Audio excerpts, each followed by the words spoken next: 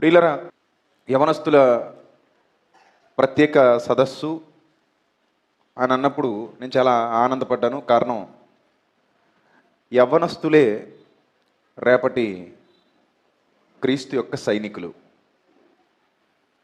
వాళ్ళు క్రీస్తు రాకడ వరకు చాలా గొప్పగా దేవునికి ఉపయోగపడడానికి, దేవుని పని చేయటానికి, దేవుని నామ మహిమార్థమై జీవించడానికి అవకాశం ఉంది. సో ఇలాంటి సదస్సులు ప్రతి చోట జరగాల్సిన అవసరం ఉంది. ప్రతి చోట ఈ విధమైనటువంటి సెమినార్స్ ఏర్పాటు చేసి వాళ్ళని మెరుగు పెట్టాల్సినటువంటి అవసరం ఉంది. మేలిమి బంగారం అయినా సరే మెరుపు రావాలంటే మెరుగు కావాలి. అర్థమైందా? మేలిమి బంగారానికైనా మెరుపు రావాలంటే ఏం పెట్టాలి? మెరుగు పెట్టాలి. మీరందరూ బంగారాలే కావచ్చు. మీ అమ్మా నాన్నలు మిమ్మల్ని ఏమంటారు? బంగారాలే అంటారు. మా బంగారం అంటారు. మా వాడు బంగారం అండి అంటారు. మా అమ్మాయి బంగారం అండి అంటారు. రైట్, మీరు బంగారాలే. అయితే తెల్ల బంగారం లేకపోతే నల్ల బంగారాలు, మొత్తం మీద మీరు బంగారాలే. సో ఈ బంగారాలన్నిటికీ మెరుపు రావాలి అంటే ఏం కావాలి? మెరుగు కావాలి. ఆ మెరుగు వాక్యంతో పెట్టాలి. వాక్యంతో ఎప్పుడైతే మెరుగు పెట్టబడతారో ఖచ్చితంగా మీ అందరికీ ఏమొస్తుంది? మెరుపు వస్తుంది. అప్పుడు మీరు అసలు సిసలైన బంగారాలుగా సమాజానికి కనబడతారు. కాబట్టి ఈ విలువైన సమయంలో కొన్ని విషయాలు నేను మీతో ముందుగా మాట్లాడదలుచుకున్నాను. దయచేసి జాగ్రత్తగా మీరు ఇంట్రడక్షన్ చాలా క్లియర్గా వినాలి. ఎందుకంటే ఈరోజు ప్రస్తుత సమాజం, ప్రస్తుత యవ్వనస్తుల సమాజం, ముఖ్యంగా టీనేజ్ అంటే 13 నుండి 19 వరకు ఇంచుమించుగా ఈ వయసులో ఉన్నటువంటి పిల్లలు టీనేజ్ పిల్లల లెక్కలోకి వస్తారు. టీనేజ్లో ముఖ్యంగా ఉన్నటువంటి ఇయర్స్ ఎన్ని అంటే ఖచ్చితంగా 7. మీకు లెక్కలు బాగా వచ్చు, పరీక్షలు అందరూ పాస్ అయ్యారు. ఖచ్చితంగా ఎన్ని? 7. ఈ 7 సంవత్సరాలు మొత్తం జీవితాన్ని నిర్దేశించుకోవడానికి, మొత్తం జీవితాన్ని నడిపించుకోవడానికి, మొత్తం జీవితాన్ని చక్కగా అందంగా అలంకరించుకోవడానికి చాలా ఉపయోగపడేటువంటి సంవత్సరాలు. అందరు గమనించాలి.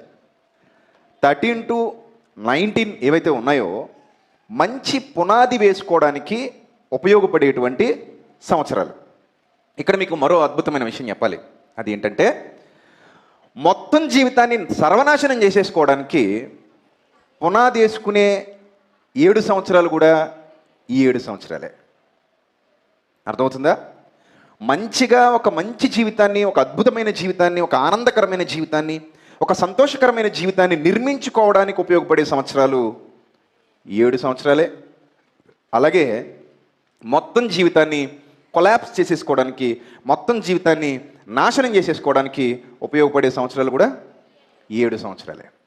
మరి ఈ 7 సంవత్సరాలని ఎంతమంది సక్రమంగా యూజ్ చేసుకుంటున్నారు, ఎంతమంది దుర్వినియోగం చేసుకుంటున్నారు అనేది మనకు అర్థమైతే మనం ఏ కోవలో ఉన్నామో మనకు అర్థమవుతుంది, ఏ కోవలో ఉండాలో మనకు అర్థమవుతుంది.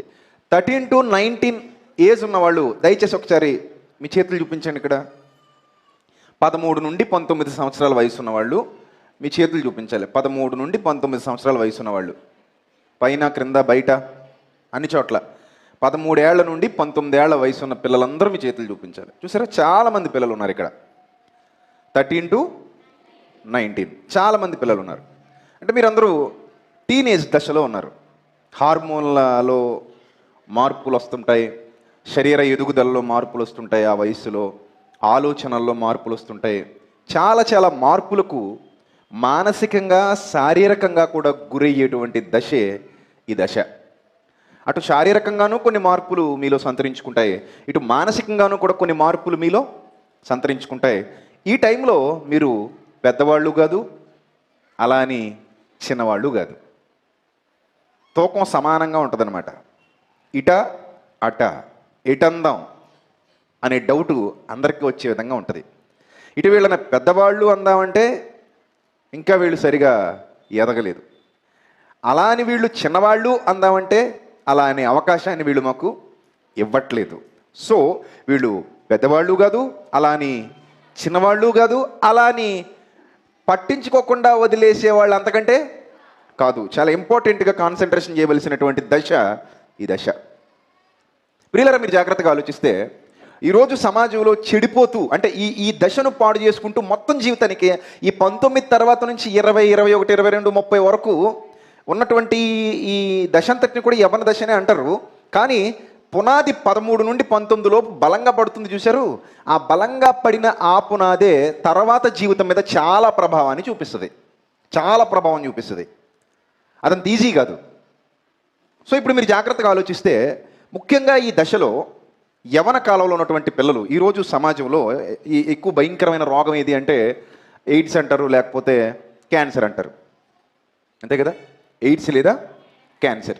ప్రపంచవ్యాప్తంగా ఎందరో మనుషులు చనిపోతున్నారు ఈ రోగాల బారిన పడి. కానీ ప్రస్తుత సమాజాన్ని మనం పరిగణనలోకి తీసుకుంటే, ప్రస్తుత సమాజాన్ని మనం జాగ్రత్తగా చూడగలిగితే, ప్రస్తుత సమాజంలో ఈ రెండు రోగాల కంటే కూడా ఎక్కువ ప్రమాదం బారిన పడిపోతున్నటువంటి, ఎక్కువ భయంకరమైన రోగం బారిన పడిపోతున్నటువంటి యవనస్తులు దేని బారిన పడుతున్నారు అని మనం ఆలోచిస్తే, ప్రపంచవ్యాప్తంగా ఒక సంస్థ జరిపినటువంటి పరిశోధనలో ప్రపంచవ్యాప్తంగా ఉన్న యవనస్తులందరినీ తీసుకుని ఒక సంస్థ జరిపినటువంటి పరిశోధనలో కొన్ని నిజాలు వెలుగులోకి వచ్చాయి. ఆ నిజాలే మత్తు పదార్థాల బారిన పడి ఒక భయంకరమైన రోగగ్రస్తమైన పరిస్థితిలోనికి వెళ్ళి మరణాల బారిన పడుతున్నటువంటి యవనస్తుల సంఖ్య ఈరోజు ప్రపంచవ్యాప్తంగా గణనీయంగా పెరిగిపోయింది. ఇది నిజం, నేను చెబుతున్న మాట అక్షర సత్యం. ముఖ్యంగా యవనస్తుల్లో కాలేజీలకు వెళ్ళేటువంటి పిల్లల్లో ఈ 13 నుంచి 19 వరకు వీళ్ళందరూ ఎక్కడ దొరుకుతారు? మనకి హై స్కూల్లో దొరుకుతారు, తర్వాత కాలేజీలో దొరుకుతారు. ఈ 13 నుంచి 19 వరకు హై స్కూల్లో దొరుకుతారు. కొంతమంది సగం మంది హై స్కూల్లో దొరుకుతారు, సగం మంది ఎక్కడ దొరుకుతారు? కాలేజీలో దొరుకుతారు. ఈ హై స్కూల్ అండ్ కాలేజెస్లో కనబడుతున్నటువంటి చాలామంది యవనస్తులు ఎందుకు వీళ్ళు జన్యుపరమైన లోపాలతో పుడుతున్నారు అని అంటే, తల్లిదండ్రులు ఆటోమేటిక్గా దీనికి ఎడిక్ట్ అయిపోయారు.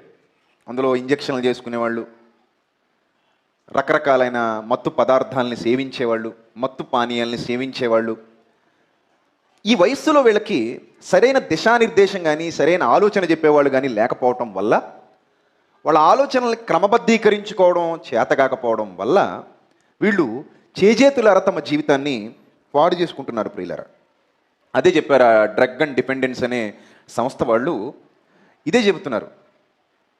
ఏమని చెబుతున్నారంటే, వీళ్ళకి క్రమబద్ధీకరణ అంటే వాళ్ళను వాళ్ళు నియంత్రించుకోవటం, వాళ్ళను వాళ్ళు నిగ్రహించుకోవటం, వాళ్ళకి అందమైన పునాది వాళ్ళు వేసుకుని జీవితాన్ని చక్కబెట్టుకోవడం, చక్కగా వాళ్ళ జీవితాన్ని మలుచుకోవడం, చక్కగా వాళ్ళ జీవితాన్ని చిత్రీకరించుకుని అందమైన ఆ భవిష్యత్తును మంచి పునాది వేసుకుని ముందుకు వెళ్ళగలిగే పరిస్థితికి వాళ్ళని ఎవరు నడిపించే వాళ్ళు లేకపోవటం వల్ల చాలామంది ఈ విధంగా తమ జీవితాన్ని చిత్రం చేసుకుంటున్నారు. ఈ యవనస్తులకి సరైన ఆలోచన విధానం లేకపోవటం వల్ల తల్లిదండ్రులు కూడా వాళ్ళని సరిగా పట్టించుకోకుండా, తల్లిదండ్రులు కూడా ఆ విధమైన కార్యకలాపాల్లో నిమగ్నమైపోతే వీళ్ళు వాటిని అలుసుగా తీసుకుని వాళ్ళని వీళ్ళు ఫాలో అవుతూ ఇవి తప్పు కాదేమో అన్నట్టుగా ఒక తాగుడు కానివ్వండి, ఒక వ్యభిచారం కానివ్వండి, ఒక జారత్వం కానివ్వండి, ఒక నేరాలు కానివ్వండి, ఘోరాలు కానివ్వండి, సులువుగా డబ్బు సంపాదించాలనే ఆలోచన కానివ్వండి, ఇలా చాలా విషయాలకు వీళ్ళు తమను తాము సమర్పించుకుంటున్నారన్నమాట. ఇక్కడ మీకు గమనించవలసిన విషయం ఏంటంటే, ఒక ఎడిక్షన్ అనేది, ఒక మందు తాగాలి అనుకునేవాడిని మీరు గమనించగలిగితే, వాడు మందును నేను స్వీకరిస్తున్నాను, మందు నాకు బానిస అనుకుంటున్నాడు. కాదు ప్రియులారా, మందుకే వీడు క్రమంగా ఏమయ్యాడు? బానిస అయ్యాడు. వీడు చెప్పినట్టు మందు వినదు, మందు చెప్పినట్టే వీడు వింటాడు. విచిత్రం కదా ఇది. ఇక సిగరెట్ బానిస అయినవాడు నేను చెప్పినట్టు సిగరెట్ వింటది అనుకుంటాడు. నో, సిగరెట్ చెప్పినట్టే వీడు వింటాడు. సిగరెట్ చెప్పినట్టే వీడు వింటాడు. అదెలా? 6 అయ్యేసరికి కాల్చాలి అంటే 6 అయ్యేసరికి వెళ్ళి కాల్చాల్సిందే. భోజనం తిన్నంటనే కాల్చాలి అంటే భోజనం తినేసరికి వెళ్ళి కాల్చాల్సిందే. రాత్రికి పార్టీలో కూర్చున్నప్పుడు కాల్చాలి అనుకుంటే ఖచ్చితంగా కాల్చాల్సిందే. ఆ రోజు సాయంత్రానికి నువ్వు తాగాలి, బాటిల్ ఓపెన్ చెయ్యాలి అంటే వీడు వెళ్ళి ఖచ్చితంగా చేయాల్సిందే. దానికోసం డబ్బు కావాలంటే ఎక్కడికి వెళ్ళమంటే అక్కడికి వెళ్ళాల్సిందే. దొంగతనాలైనా చేయాలి, చైన్ స్నాచింగ్స్ అయినా చేయాలి, ఎవరైనా అప్పులైనా చేసేయాలి, అమ్మా నాన్నకు తెలియకుండా దొంగతనాలైనా చేసేయాలి, ఏదో విధంగా వస్తువులైనా అమ్మేయాలి, తాకట్టైనా పెట్టేయాలి, ఏదో విధంగా అది అన్న టైంకి వీడు వెళ్ళి ఖచ్చితంగా మందు తాగాలి. చూసారా? అంటే అది చెప్పినట్టు వీడు వింటున్నాడా, వీడు చెప్పినట్టు అది వింటుందా? అది చెప్పినట్టే వీడు వింటున్నాడు. ముఖ్యంగా ఈ దశలో అసలే ప్రారంభమేమో తొందరగా ఎడిక్ట్ అయిపోయి తొందరగా దానికి లొంగిపోయి అది ఎక్కడికి తీసుకెళ్తే అక్కడికి తీసుకెళ్ళిపోతూ, ఎక్కడికి వెళ్ళమంటే అక్కడికి వెళ్ళిపోతూ, తన ఆలోచనల్ని క్రమబద్ధీకరించుకోలేక, తన ఆలోచనల్ని కంట్రోల్ చేసుకోలేక, తన మైండ్ని అదుపు చేసుకోలేక ఎలా పడితే అలా తిరిగేసేటువంటి యవన సమాజం మనకి ఇక్కడ కనబడుతుంది ప్రియులారా. వీళ్ళ వల్ల ఎన్నో మరణాలు, రోడ్డు మీద ఎన్నో యాక్సిడెంట్లు జరుగుతున్నాయి. ఈ యాక్సిడెంట్లకు కారణం కూడా వీళ్ళు మెదడుని కంట్రోల్ చేసుకోలేక ఈ మెదడుని మత్తుకు అప్పగించిన వాళ్ళ వల్ల ఎక్కువ యాక్సిడెంట్లు జరుగుతున్నాయి. అమాయకులు కూడా వీళ్ళ వల్ల బలైపోతున్నారు. వీళ్ళ వేగానికి ఒక అమాయకుడు మెల్లిగా ఫ్యామిలీతో వెళుతున్నవాడు కూడా వీడు వెళ్ళి గుద్దేయడం వల్ల వాడి జీవితం కూడా ఏమైపోతుంది? చిత్రమైపోతుంది. వాడి జీవితం కూడా అగమ్యగోచరంగా మారిపోతుంది. అందులో భర్త చనిపోయిన భార్యలు, భార్య చనిపోయినటువంటి భర్తలు, పిల్లలను కోల్పోయినటువంటి తల్లిదండ్రులు, ఎంతోమంది యువకులు కళ్ళెం వేసుకోలేక ఆ మత్తు పానీయాల బారిన పడిపోయి కార్లు నడపటం, బైకులు నడపటం, అత్యంత వేగంగా వెళ్ళిపోయి వాళ్ళని గుద్దేయటం, ఇలాంటి పనులు చేయటం వల్ల చాలా కుటుంబాలు వీళ్ళ వల్ల ఏమైపోయాయి? నాశనం అయిపోయాయి ప్రియులారా. సో ఇవన్నీ మనం గమనిస్తుంటే యవ్వన దశలో ఉండేటువంటి కోరికలు చాలా బలంగా ఉంటాయి. టీనేజ్లో ఉండేటువంటి ఆ కోరికలకున్న బలం వల్ల, ఆ టీనేజ్ కోరికలకున్న ఆ బలం వల్ల వాళ్ళు చాలా విషయాల్లో నియంత్రణ కోల్పోతున్నారు. అర్థమవుతుందా? దేని బలం వల్ల నియంత్రణ కోల్పోతున్నారు? వాళ్ళ కోరికకున్న బలం వల్ల. దీన్నే బైబిల్ గ్రంథం చాలా చక్కగా వివరించింది. ఒకసారి బైబిల్ గ్రంథంలో నుంచి ఆ మాట చూద్దాం. తిమోతికి రాసిన 2వ పత్రిక 2వ అధ్యాయము 22వ వచనం ఏమనుంది ఇక్కడ? నీవు యవ్వన ఇచ్చలు అంటే టీనేజ్లో ఉండే డిజైర్స్, స్ట్రాంగ్ డిజైర్ అంటారు దీన్ని. ఇచ్చ అంటే అర్థం ఏంటి? Not a desire, strong desire, very very very strongest desire అనమాట. దీన్నే యవ్వనంలో ఉండేటువంటి ఇచ్చ అన్నాడు. ఇది ఎంత బలంగా ఉంటుందంటే 1000 ఏనుగుల బలం కంటే ఈ కోరికకు బలం ఎక్కువ. పెద్దలు చెప్తారు, ఒక యవ్వనస్తుడి మధ్యలో ఉన్న కోరికకున్న బలం 1000 ఏనుగుల బలం కంటే ఎక్కువట. అంటే వాడు ఎంత బలమైన కోరిక కలిగి ఉంటాడంటే, ఒక్కసారి వాడు దానికి ఫిక్స్ అయిపోయాడంటే ఖచ్చితంగా దాన్ని సాధించడానికి ఏమైనా చేస్తాడు. ఆ శరీరం వాడిని అలా పురికొల్పుతూ ఉంటుంది. ఆ వయసులో అంతగా పురికొల్పబడతాడు. మీకు ఒక విషయం చెప్తాను వినండి. పెద్దవాడికి కోరిక కలిగితే నియంత్రించుకోగలడేమో, యవనస్తుడికి కోరిక కలిగితే నియంత్రించుకోలేడు. నియంత్రించుకునేటువంటి శక్తి యవనస్తుడికి ఉండదు. పెద్దవాడైతే ఇలా చేస్తే ఏమైనా అవుతుందేమో, ఎవరైనా ఏమైనా అంటారేమో, పోనీ అలాంటి పరిస్థితుల్లోకి మనం వెళ్ళినప్పుడు ఏమైనా నష్టపోతామేమో, దెబ్బలు తింటామేమో, ఇలాంటి ఆలోచనలు కొన్నైనా కొంతమందికైనా రావడానికి అవకాశం ఉంది. కానీ ఈ యవ్వన కాలంలో ఉన్నవాడు ఆ బలమైన కోరిక చేత పట్టబడితే, ఆ బలమైన కోరిక చేత లాగబడితే, వాడు దానికి తాను అప్పగించుకుంటే, వాడు దాన్ని తాను అప్పగించేసుకుంటే, ఒక్కసారి ఆ ఎడిక్షన్కి వీడు అలవాటు పడిపోతే, ఆ మాయలోకి వెళ్ళిపోతే ఇక మరలా బయటికి రావడం సాధ్యం కానే కాదు. చాలా బలంగా కోరిక లాక్కుని వెళ్ళిపోతుంది. ఎంతవరకు లాక్కుని వెళ్ళిపోతుందంటే అది తీర్చుకునేంత వరకు వీడు వదలదు. అది తీరాలి, వీడు మారాలి, వీడు ఆగాలి. అది తీరితే తప్ప వీడు ఆగడం. కొంతమంది పరిస్థితి ఎలా ఉంటుందంటే, ఒకసారి ఆ కోరిక తీరినా కూడా మరలా అదే కోరిక వీళ్ళకి పునరావృతం అవుతూ ఉంటుంది. దానికి ఇంకా ఎడిక్ట్ అయిపోతుంటారు. ఇంకా పదే అదే కోరికను తీర్చుకోవాలనుకుంటారు. ఒక దశకు వెళ్ళేంత వరకు దాని మీద వీళ్ళకి ఆశ చావదు. ఒక దశకు వెళ్ళిపోయేంత వరకు అంతగా ఎడిక్ట్ అయిపోతూ ఉంటారు. కాలేజీల్లో ప్రతి ఏటా 12.2% మంది ఇంజక్షన్లకు అలవాటు పడుతున్నారని ఒక సర్వేలో తేలింది. ఏ ఇంజక్షన్లు ఇవి? మత్తు పదార్థాలను తమ శరీరంలోకి ఎక్కించుకునేటువంటి ఇంజక్షన్లు. అలా కొన్నాళ్ళకి వాళ్ళు మెదడు మొద్దుబారిపోయి, మానవత్వం చనిపోయి, పశువుల మాదిరిగా మారిపోయి, బంధాలు, వావి వరసలు అన్నీ మర్చిపోతున్నారన్నమాట. వాళ్ళకి ఇంకా జాలి, దయ, కనికరం ఇలాంటివన్నీ చచ్చిపోతూ క్రమేపీ ఒక మెంటల్ పేషెంట్ మాదిరిగా మారిపోయి, వాళ్ళకి ఎన్ని ట్రీట్మెంట్లు ఇప్పించినా, ఎన్ని చోట్లకు వాళ్ళని తిప్పినా, ఎంత మెడికేషన్ ఇచ్చినా వాళ్ళు ఇంకా మారేటువంటి పరిస్థితులు లేరు. వాళ్ళ నరాలు కూడా వాళ్ళ చేతుల్లో ఉండట్లేదు, వాళ్ళ వాళ్ళ మెదడు వాళ్ళ చేతుల్లో ఉండట్లేదు, వాళ్ళ ఆలోచనలు వాళ్ళు కంట్రోల్ చేసుకోలేకపోతున్నారు. చివరికి వాళ్ళు సైకోలుగా మారిపోతున్నారు. ఈరోజు ప్రపంచవ్యాప్తంగా ఎందరో సైకోలు ఉన్నారంటే మీరు నమ్మాలి. ముఖ్యంగా స్టూడెంట్స్లో ఉన్నారు సైకోలు. స్టూడెంట్స్లో ఉన్నారు. పైకి మామూలుగా కనబడతారు కానీ వాళ్ళు మామూలుగా ఉండరు. వాళ్ళ ఆలోచనలు కూడా మామూలుగా ఉండవు. వాళ్ళు శాడిజం, వాళ్ళలో చాలా శాడిజం ఉంటుంది. అరే మనవాళ్ళు కదా, మన బంధువులు కదా, మన స్నేహితులు కదా, చివరికి చెల్లి, తల్లి, అక్క, అమ్మ అన్నీ మర్చిపోయేటువంటి వికృతమైన పరిస్థితుల్లోకి తీసుకుని వెళ్ళిపోయేటువంటి డ్రగ్స్, లేటెస్ట్ డ్రగ్స్ ఈరోజు అమ్మకాల్లోకి వచ్చాయి, అమ్ముతున్నారు. చాలా కాలేజీల దగ్గర ఈ దందాలు నడుస్తున్నాయి. సిటీస్లో చాలా కాలేజీల దగ్గర ఈ దందాలు నడుస్తున్నాయి. ఇక పల్లెటూరులో ఉన్న వాళ్ళకేమో సినిమాలు చూసి ఈ లోకల్ కాలేజీల్లో చదవటం ఇష్టం ఉండట్లేదు. వీళ్ళు కూడా ఎక్కడికి పోయి చదివేద్దాం అనుకుంటున్నారు, ఏదో సిటీకి వెళ్ళి చదివేస్తే అక్కడ బాగుంటుంది. ఇక్కడంటే టింగ్ రంగం అంటూ సిరిగిపోయిన ప్యాంట్లు వేసుకుని తిరగడానికి అది కుదరదు. అందరూ చూస్తారు, ఇదేంట్రా అంటారని. అక్కడైతే ఎలా అయినా ఉండొచ్చు కదా, అడిగేవాడు ఉండడు, అడ్డు అదుపు ఉండదు, అమ్మ బాబు ఉండరు కదా.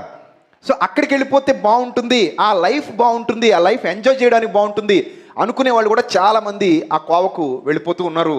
సో దానివల్ల వాళ్ళ మానసిక స్థితిగతులు పూర్తిగా మారిపోతున్నాయి. ఇలా అని ఒకదాని గురించి నేను మాట్లాడదలుచుకోలేదు. యవ్వనిచ్చలు అనేవి చాలా ఉన్నాయి. ఒకటి మత్తు పదార్థాలు అయితే, రెండోది నేత్రాశలు. నేత్రాశలు అంటే చూసిందల్లా కావాలనుకోవడం, చూసిన దాన్ని అనుభవించాలనుకోవడం, ఆ చూసిన దానికి కనెక్ట్ అయిపోవాలనుకోవడం, ఆ చూసిన దానికి లోబడిపోవడం, దీన్నే నేత్రాశ అంటారు. ఇక మూడోది శరీరాశలు.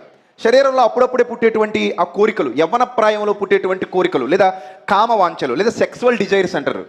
ఈ సెక్సువల్ డిజైర్స్ అనేవి ఆ వయసులో పుట్టడం వల్ల వాళ్ళు వాటికి ఈ సినిమాలు చూసి, లేదా ఇంటర్నెట్లో, మొబైల్స్లో వ్యర్థమైన వాటిని చూసి వాటికి ఎడిక్ట్ అయిపోవటం వల్ల ఎవరైనా మరో ఆపోజిట్ వ్యక్తులు కనబడినప్పుడు, అంటే మేల్ అండ్ ఫీమేల్ ఆపోజిట్ వ్యక్తులతో పరిచయాలు ఏర్పడినప్పుడు, ఆపోజిట్ వ్యక్తులు వీళ్ళకి దగ్గర అవ్వాలనుకుంటున్నప్పుడు వీళ్ళు కూడా ఆటోమేటిక్గా వాళ్ళకి దగ్గర అవుతూ, పురుషులు పురుషులతో స్నేహాలు చేయడం మానేసి, స్త్రీలు స్త్రీలతో స్నేహాలు చేయడం మానేసి, స్త్రీలేమో అనగా అమ్మాయిలేమో అబ్బాయిలతో స్నేహాలు చేయాలనుకోవడం, అబ్బాయిలేమో అమ్మాయిలతో స్నేహాలు చేయాలనుకోవడం, దీనికి అందంగా ప్రేమ అని చిన్న పేరు పెట్టడం.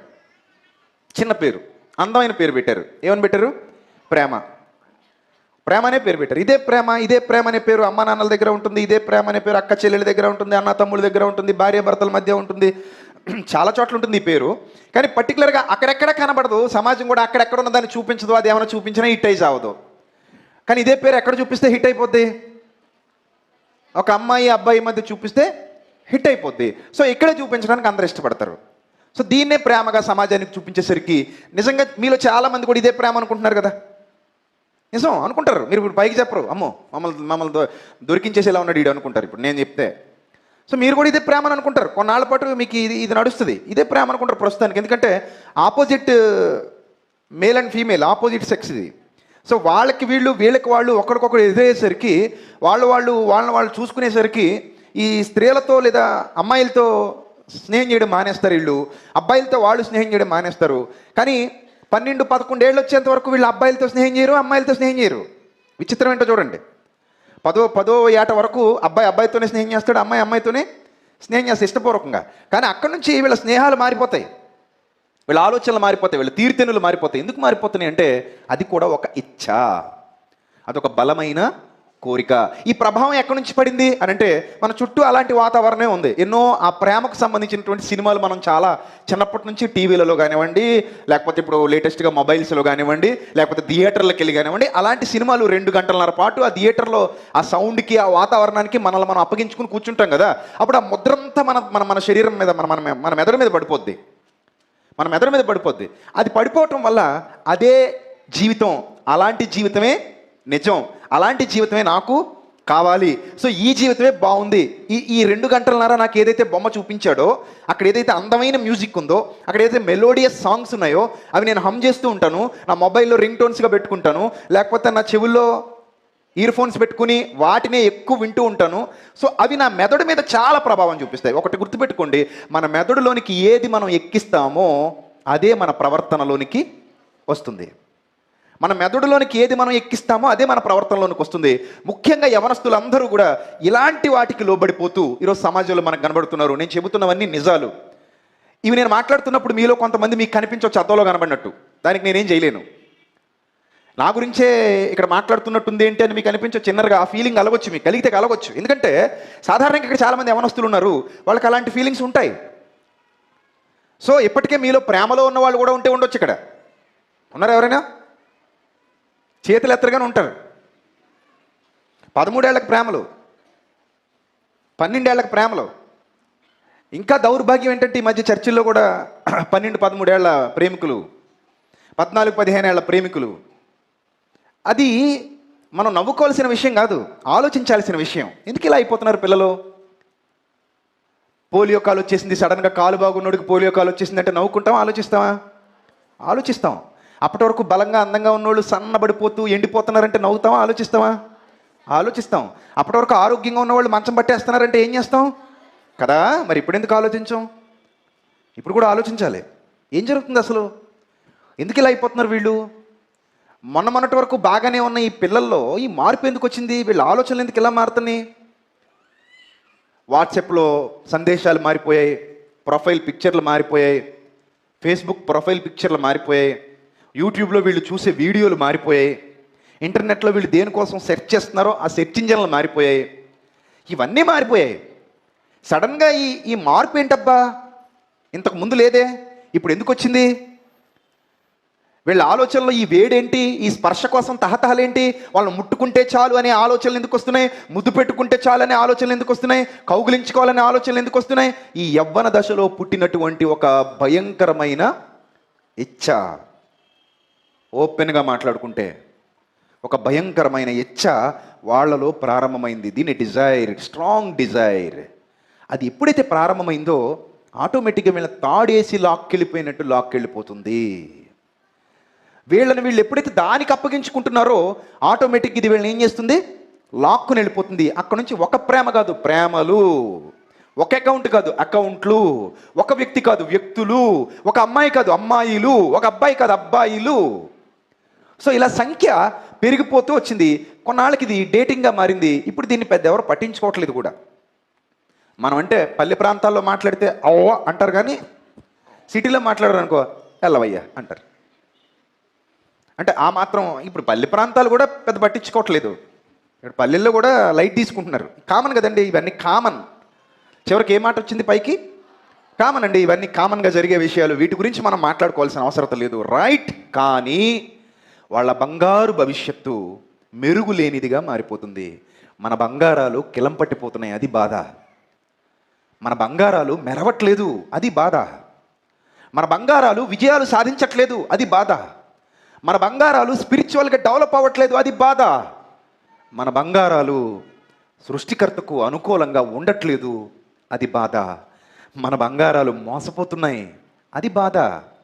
మన బంగారాలు ఆత్మహత్య చేసుకుని చచ్చిపోతున్నాయి, అది బాధ.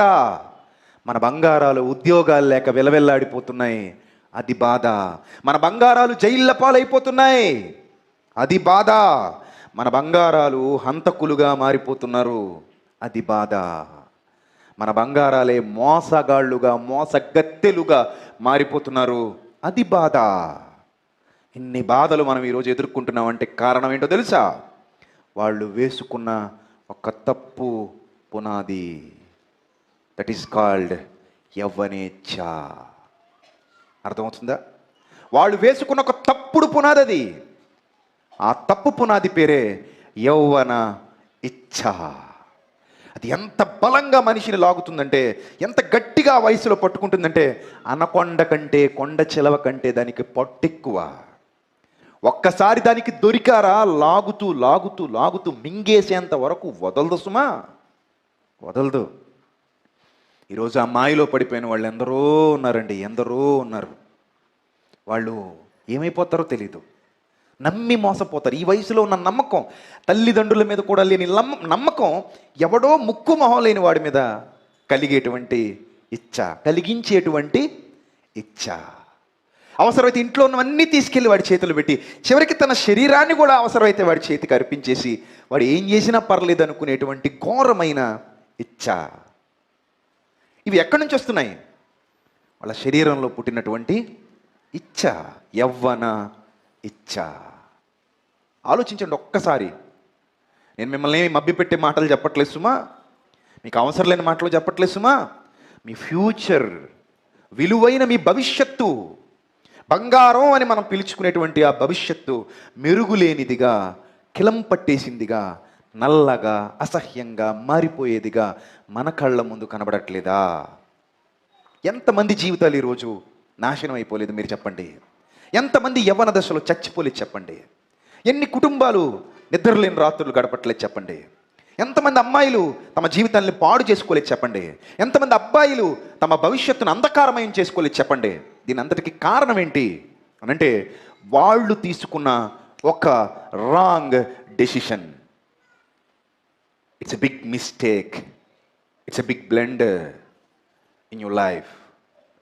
అది చాలా భయంకరమైన మిస్టేక్, అది చాలా భయంకరమైన తప్పది. మీరు గుంటలో పడిపోయారు ఎక్కడో, అక్కడి నుంచి టర్న్ తీసేసుకున్నారు, రూట్ మొత్తం మారిపోయింది, ఎటు వెళ్ళిపోయారో మీకే తెలీదు. ఇప్పటికే చాలా దూరం వెళ్ళిపోయి ఉంటారు, చాలా దూరం. వెనక్కి రావాలంటే రాలేక, ముందుకు పోవాలంటే ధైర్యం సరిపోక, ఏం చెయ్యాలో అర్థం కాక అర్ధాంతరంగా ఆత్మహత్యలు చేసుకొని చచ్చిపోతున్న అమ్మాయిలు, అబ్బాయిలు కూడా ఉన్నారు. కారణం ఏంటి ప్రియులరా? కారణం ఏంటి? ఎందుకు ఆత్మహత్య దగ్గర ఆగింది ఈ కథ? ఎందుకు యాక్సిడెంట్ దగ్గర ఆగింది ఈ కథ? ఎందుకు జైలు గోడల మధ్య నలిగిపోతుంది కథ? ఎందుకు అమ్మా నాన్నల కన్నీళ్ల మధ్య కొట్టుకుపోతుంది కదా? ఎందుకు అప్పుల ఊబిలో కూరుకుపోయింది కదా? ఎందుకు మోసపోయింది కదా? ఎందుకు చచ్చిపోయింది కదా? మీరు ఆలోచించండి. ఫ్యూచర్ కోసం ఎన్నో కలలు కన్నటువంటి జీవితాలు ఎందుకు ఇలా అయిపోయాయి అనంటే యవ్వన ఇచ్చ. ఇప్పుడు పాయింట్లోకి వెళ్దాం. యవ్వన ఇచ్చ ఎవరిలో లేదు? చెయ్యొద్దండి. ఎవ్వరూ ఎత్తలేరు. ఎందుకు తెలుసా? ఈ ఇచ్చలు ప్రతి మనిషిలో ఏదో ఒక రూపంలో వాళ్ళ శరీరాల్లో గూడు కట్టుకుపోయి ఉన్నాయి, వాళ్ళ ఆలోచనల్లో గూడు కట్టుకుపోయి ఉన్నాయి, వాళ్ళ మనసుల్లో గూడు కట్టుకుపోయి ఉన్నాయి. వాటిని తీసుకోకపోతే నష్టపోతారు. వాటిని తీసుకోకపోతే నష్టపోతారు. మీకు మంచి భవిష్యత్తు ఉంది, దాన్ని మీరు పాడు చేసుకున్న వాళ్ళు అయిపోతారు. మీ భవిష్యత్తు ఎవడో కోరికకు కూడా బలైపోద్ది. నువ్వు వాడికి లొంగిపోతే లేదా ఆమెకు లొంగిపోతే, వాళ్ళ కోరికల కోసం మీ భవిష్యత్తును కూడా వాళ్ళు పాడు చేసేయగలరు. మీరు వాళ్ళకు ఇష్టపడి చేయందిస్తే చాలు, ఇంకేం అవసరం లేదు. మీ జీవితాన్ని ఈజీగా పాడు చేసేయగలరు. మీరు అనుకున్న ఆ ఆశ, మీరు తీర్చుకోవాలనుకున్న ఆ కోరిక క్షణికమైనది, క్షణకాలం మాత్రమే మీకు సంతోషాన్ని ఇచ్చేది. కానీ బాధ వర్ణనాతీతం, జీవితం మొత్తానికి పడద్ది గట్టి దెబ్బ. 5 నిమిషాలు లేదా 6 నిమిషాలు లేదా 10 నిమిషాలు ఆ సంతోషాన్ని నీకు ఇస్తానని ఎరగా వేసి జీవితం మొత్తాన్ని గట్టి దెబ్బ కొడద్ది ఆ డిజైర్, ఆ యవనేచ్ఛ. ఇప్పటికే చాలా దెబ్బలు తినేసిన వాళ్ళు ఉన్నారు తెలుసా మీకు? చాలా దెబ్బలు, గట్టి దెబ్బలు తిన్నారు వాళ్ళు. దాన్ని మన భాషలో కోలుకోలేని దెబ్బ అంటారు. ఏ దెబ్బ? కోలుకోలేని దెబ్బ. ఏం చేయాలో తెలియట్లేదు. ఇప్పుడు ఆల్రెడీ దెబ్బ తినేసాం, ఇట్టెళ్ళాలో అర్థం కావట్లేదు. నాకు చాలా ఫోన్స్ వస్తుంటాయి, నిజం, నేను కొన్ని బయట పెట్టను. చాలా ఫోన్ కాల్స్ వస్తాయి. అన్నయ్య అయిపోయింది అన్నయ్య అనేవాళ్ళు, అన్నయ్య ఏం చేయలేని పరిస్థితిలో ఉన్నాను అన్నయ్య అనేవాళ్ళు, అన్నయ్య నా జీవితం నాశనం చేసేసుకున్నాను అన్నయ్య అనేవాళ్ళు, నాకు ఏంటన్నయ్య సొల్యూషన్, చచ్చిపోవాలనిపిస్తుంది అనేవాళ్ళు. ఇలాంటి వాళ్ళని చూసినప్పుడు మనసుకు బాధ అనిపిస్తుంది. అప్పుడు చెప్తాను, చచ్చిపోవాల్సిన అవసరం లేదు. ఏ సిచ్యువేషన్లో అయినా సరే సొల్యూషన్ ఉంటుంది. కాకపోతే అప్పటికి కొంత మనం నష్టపోయి ఉంటాం అంతే. ఇల్లు కూలిపోయింది, చచ్చిపోవాల్సిన అవసరం లేదు. మనసుంటే పాకలో అయినా బతకొచ్చు, మళ్ళీ ఇల్లు కట్టొచ్చు. మనసుంటే చెట్టు కిందైనా బతకొచ్చు, మళ్ళీ ఒక పాకనైనా నిర్మించుకోవచ్చు. ఆ పాకలో నుంచి ఒక పెంకుటింట్లోకి వెళ్ళొచ్చు, ఆ పెంకుటింట్లోంచి మళ్ళీ మనం పడిపోయిన బిల్డింగ్ని తిరిగి కట్టుకోవచ్చు. కాకపోతే కొంత కష్టపడాల్సి ఉంటుంది, ఎందుకంటే ముందు నువ్వు మొత్తాన్ని పాడు చేసుకున్నావు కాబట్టి. దానికి నీకు ఆత్మవిశ్వాసం కావాలి, దానికి నీకు ధైర్యం కావాలి, దానికి నీకు వాక్యం కావాలి, దానిలో ఉన్న లోతులు నీకు తెలియాలి, ఆ ఇన్స్పిరేషన్ నీకు దేవుడు ఇవ్వాలి. ఒక్కసారి దేవుడి దగ్గర ఇన్స్పిరేషన్ నువ్వు తీసుకుంటే పడిపోయిన జీవితాన్ని మళ్ళీ తిరిగి కట్టొచ్చు. అది పెద్ద విషయం ఏమీ కాదు. ఇప్పుడు నీకు కావాల్సింది ఏంటో తెలుసా? కాన్ఫిడెన్స్. కాన్ఫిడెన్స్. ఎస్, పడిపోయిన దాన్ని మళ్ళీ తిరిగి కట్టగలను, ఎక్కడైతే పడిపోయానో అక్కడే తిరిగి నిలబడగలను. కాకపోతే కొంత నష్టపోయాను, దాన్ని మళ్ళీ పూడ్చుకునే ప్రయత్నం చేయాలి. చేయడం పెద్ద కష్టమేం కాదు. సాధించి తీరతాననే కమిట్మెంట్ ఒక్కసారి నీలోనికి వస్తే తప్పకుండా నువ్వు సాధించగలవు. తప్పకుండా నువ్వు సాధించగలవు. అరే నేను ఆల్రెడీ పడిపోయానండి, ఇంకా లేవలేకపోతున్నాను అని అనొద్దు. లేచే ప్రయత్నం చేస్తే ఒక్కసారి నరాల్లో శక్తిని నింపుకొని నేను లేవగలను, లేస్తాను, ఖచ్చితంగా లేచి తీరాలి అని అనుకుని లేస్తే నువ్వు ఆ పడిపోయిన దాన్ని మరలా తిరిగి పునరుద్ధరించుకునే ప్రయత్నం ఈజీగా చేయొచ్చు. ఒకప్పుడు అడుగు వేసింది నువ్వే, ఇప్పుడు అడుగు వెనక్కి తీసుకోవాల్సింది కూడా నువ్వే. చాలా అడుగులు ముందుకు పడిపోయి ఇప్పటికే దెబ్బలు తినేశానంటావా? రూట్ మారిపోవాల్సింది కూడా నువ్వే. ఆ మార్గంలో నుండి పక్కకు వచ్చేసి తగిలిన దెబ్బల్ని తగ్గించుకోవాల్సింది నువ్వే. కొత్త దెబ్బలు తగలకుండా కొత్త దారిలో వెళ్ళాల్సింది కూడా నువ్వే. ఇవన్నీ నీ చేతిలో ఉన్నాయి. ఇప్పుడు ఇక్కడ ఇదే విషయాన్ని ఒక యవనస్తుడికి చెబుతున్నాడు ఒక దైవజనుడు. అతడు కూడా ఒకప్పుడు రాంగ్ రూట్లో వెళ్ళిన వాడే, ఇప్పుడు ఆ రూట్లో నుంచి కరెక్ట్ రూట్లోకి వచ్చాడు. Even I am also, even నేను కూడా ఒకప్పుడు రాంగ్ రూట్లో వెళ్ళిన వాడిని, ఈరోజు కరెక్ట్ రూట్లోకి వచ్చాను. విషయం చెప్పమంటారా, 13 నుంచి 19 వరకు నాకు దిశానిర్దేశం చేసేవాడు లేడు. ఈవెన్ నాకు 25th ఇయర్స్ వచ్చేంత వరకు, 25 ఇయర్స్ వచ్చేంత వరకు నాకు సరైన దిశానిర్దేశం చేసేవాడు లేడు. నాకు మంచి చెప్పేవాళ్ళు లేరు. నన్ను ఇలా సత్యవాక్యంతో రంగరించి, ఈ సత్యవాక్యపు వెలుగులు నాకు అర్థం చేయించి నేను నడిచి వెళ్ళేటువంటి మార్గాన్ని నాకు అప్పుడు దొరకలేదు. అలాంటి ఒక యవ్వన అన్నయ్య కానీ, యవ్వన తమ్ముడు కానీ, యవ్వన చెల్లెమ్మ కానీ, యవ్వన అక్క కానీ అలాంటి సహవాసం నాకు అప్పుడు లభించకపోవడం వల్ల నేను కూడా రాంగ్ రూట్లోకి వెళ్ళాను. ఈవెన్ పౌలు అనే ఒక దైవ సేవకుడు కూడా ఒకప్పుడు ఏ రూట్లో ఉన్నాడు?